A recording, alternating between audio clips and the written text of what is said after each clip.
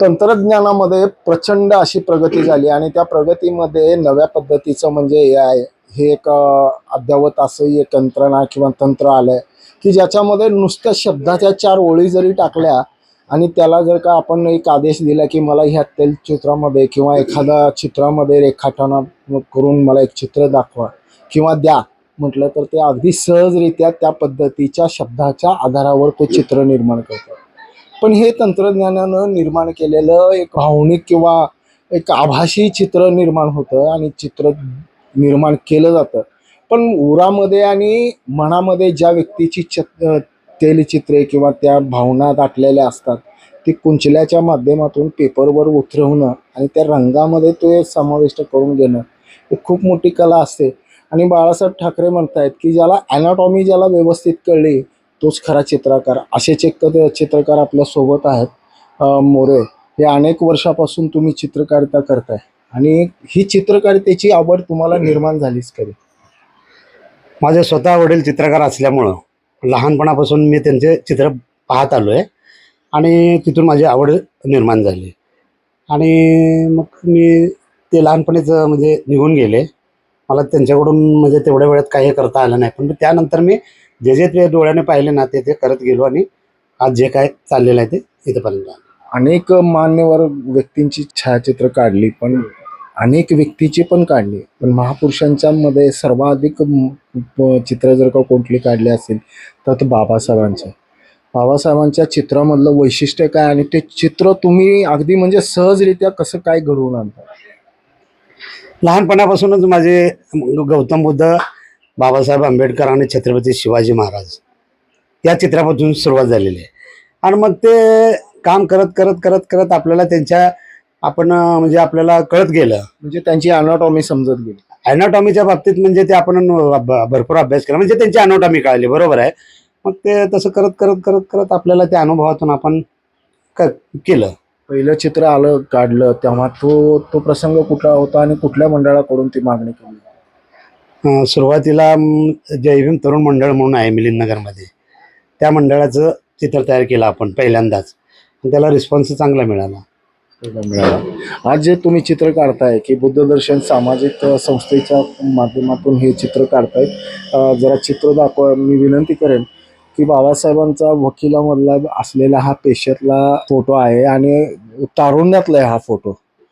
जवळपास ह्या पिक्चरवरनं एक लक्षात येतं की बाबासाहेबांचा अंदाज वय ह्यावेळेचं किती असेल? तर हे साधारण बाबासाहेबचं 30 ते 38च्या दरम्यानचे असावेत.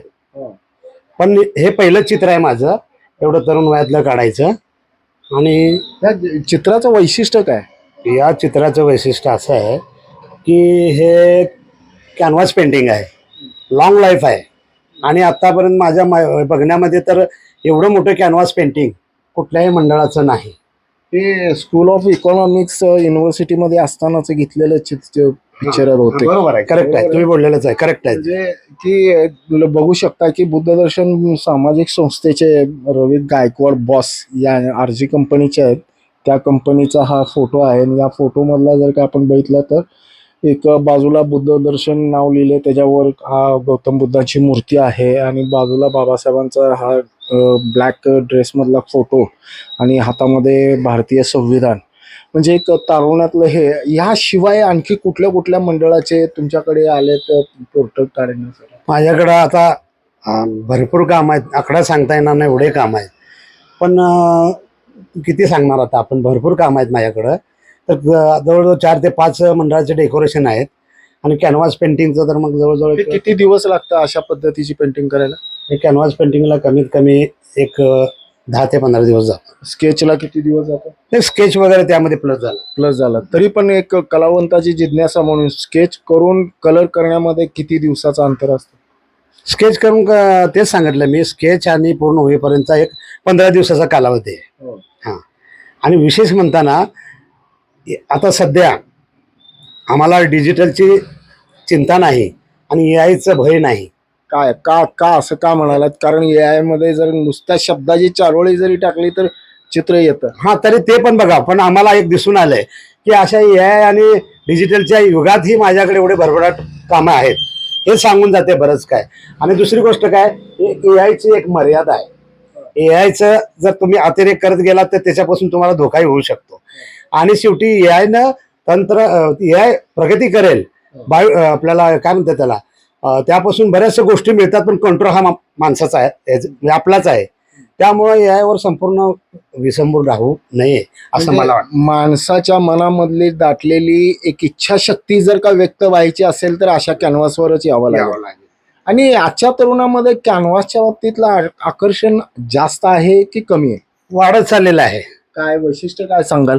कारण का आजच्या पूर्वीपेक्षा आत्ताच्या ह्याच्यामध्ये आज जे चित्रकार आपण तुम्ही वाचतायत, शशिकांत धोत्रे सारखे, सचिन खरात सारखे, किंवा अजून नेहमीच बातम्या आहेत की यांचं चित्राची किमती वाढत चाललेल्या आहेत. लोकांना पेंटिंगची आवड निर्माण होत आहे या काळात सुद्धा. आता ते का होत आहे ते आपल्याला माहिती नाही, पण व्हायला लागले. आणि माझ्याकडे कंटिन्युटी सतत या काळातच माझे कामं जास्त वाढलेले आहेत.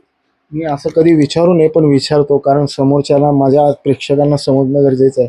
इतके हा साईज जर का बघितलं, किती आहे साईज आहे? 6x4.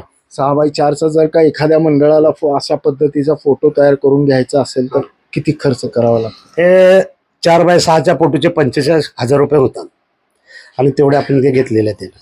आता अनेक पोस्टर आहेत तुमच्याकडे असे की बाबा ते सगळेच वेगवेगळ्या पद्धतीचे वेगवेगळे विचार मांडणारे पोस्टर आहेत. बाबासाहेब असतील, महात्मा फुले असतील, शिवाजी महाराज असतील, गौतम बुद्ध, त्यांचं एक चित्र प्रदर्शन ठेवणार आहात तुम्ही, कधी आणि कुठे? क्या बात आहे. आता थोड्याच वेळात म्हणजे 5च्या नंतर हुतात्मा स्मृती मंदिर आहे ना, तिथं आपलं छोटंसं एक एक्झिबिशन आहे.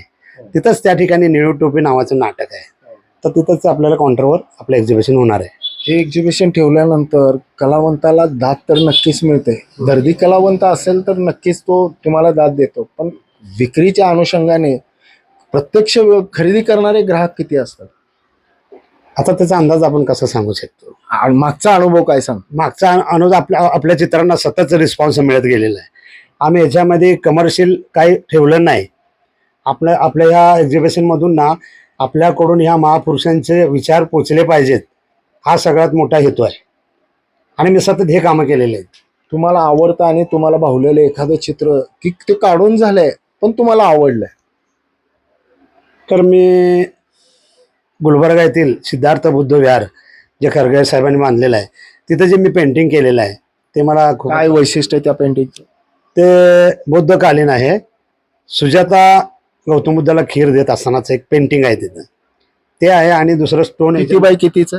ते जवळजवळ साधारण 4x8चं आहे. आता वयवर्ष किती आहे मोरे साहेब? आता माझं वय 54 चालू आहे.